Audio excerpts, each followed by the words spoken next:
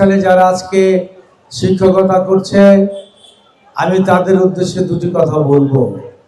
অনেকে হয়তো মনে করতে পারেন, বা আমাদের দলেরও অনেকে মনে করে অনেক সময়, যে শুধু রাজনৈতিক কারণে এখানে অনেকের নিয়োগ হয়েছে। আমি আপনাদের একটা কথা বলবো, রাজনৈতিক দৃষ্টিভঙ্গিতে নিয়োগ হলো এই প্রতিষ্ঠানটা যিনি করেছে, এটা মানুষের জন্য করেছে। কাদের জন্য করেছে? আমাদের সন্তানদের জন্য। সন্তানদের ভালো শিক্ষা দিবেন, সমাজে তারা প্রতিষ্ঠা হবে, পরিবারের জন্য মঙ্গল হবে, সমাজের জন্য মঙ্গল হবে। আপনি রাজনীতি করবেন, এটা আমার কাছে কোনো দোষের বিষয় না, বাট সেটা এই প্রতিষ্ঠানের মধ্যে করেন না। প্রতিষ্ঠানের বাইরে গিয়ে আপনি করবেন, আমার এই ব্যাপারে কোনো প্রকার আপনাদের সম্পর্কে নেগেটিভ ভূমিকা থাকবে না। কিন্তু ভিতরে রাজনীতি করে নোংরামিটা করবেন না, আমরাও করব না। রাজনীতিকরণ ঢাকা 11-তে কোনো শিক্ষা প্রতিষ্ঠানে হবে না। তবে একটা জিনিস আমি মনিটরিং করব, শিক্ষক শিক্ষিকা বৃন্দরা আপনারা পরিশ্রম করে আমাদের এই সন্তানদের মানুষের মতো মানুষ করবেন। এই জায়গায় যদি কোনো কার্পণ্য আপনারা করেন, সেইখানে আমরা কিন্তু মনিটরিং করব। এটা আমি আপনাদের বলছি, অত্যন্ত প্রকাশ্যভাবে বলছি। তবে এখানে এসে আমি অত্যন্ত খুশি হয়েছি অধ্যাপক সাহেবের কাছে জেনে যে 7,000-এর মতো স্টুডেন্ট এখানে আছে। ভেরি গুড, ভালো হচ্ছে দেখে এখানে আসছে। এই যে আমাদের মেয়েরা এই বাড়ির পাশে দুপুরের খাবার খেয়ে এখানে পড়াশোনা করতে পারে, তাদের এইখানে ভালোভাবে লেখাপড়াটা যদি আপনি করিয়ে দিতে পারেন, আমাদের জাতি হিসাবে আমরা অনেক এগিয়ে যাব, এই সমাজটা এগিয়ে যাবে। তবে ছাত্রছাত্রীদের উদ্দেশ্যে আমি একটি কথা বলবো, খালি তুমি মেধাবী ছাত্র হইলেই হবে না, তুমি একটা মানবিক মানুষ হতে হবে, যেটা কিছু ঘাটতি তোমাদের মধ্যে আছে।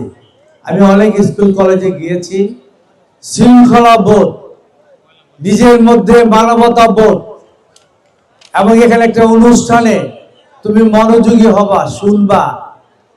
অনেকের আচরণটাই সঠিক না। কলেজ লেভেলে তুমি লেখাপড়া করো, আমরা করে এসেছি, ওইখানে এর চেয়ে আরো অনেক শালীন হতে হয়। এই জায়গাটা তোমাদের অ্যাড্রেস করতে হবে। আর তুমি তখনই মানবিক হওয়া, শুধু শিক্ষায় ফার্স্ট হলে হবে না।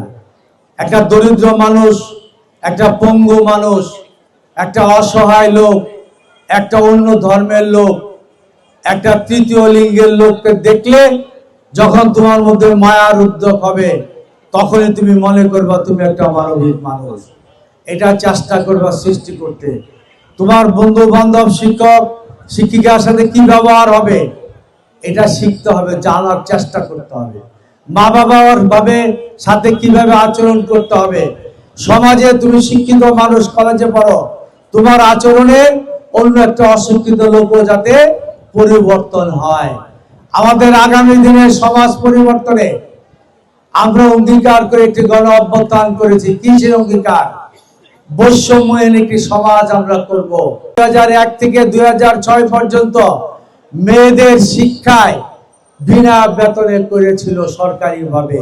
কোনো মেয়ের শিক্ষার বেতন দিতে হতো না, এবং প্রাইমারি সেকশনের খাদ্যের বিনিময়ে শিক্ষা। দরিদ্র সন্তান বা আমাদের অনগ্রসর সমাজের সন্তানরা যাতে লেখাপড়ার পাশাপাশি মাসের শেষে খাদ্য নিয়ে যেতে পারে বাসায়, জব আউট না হয়, অভাবের তাড়নায় লেখাপড়া করতে না পারে, সেই জন্য খাদ্যের বিনিময়ে শিক্ষা, এগুলি আবার চালু হবে। মহিলাদের ভাগ্য উন্নয়নের জন্য রেশন কার্ড, ফ্যামিলি কার্ড, স্বাস্থ্য সেবা, বিধবা ভাতা এবং আপনার কৃষক ভাতা, অসংখ্য কল্যাণমূলক কর্মসূচি আছে।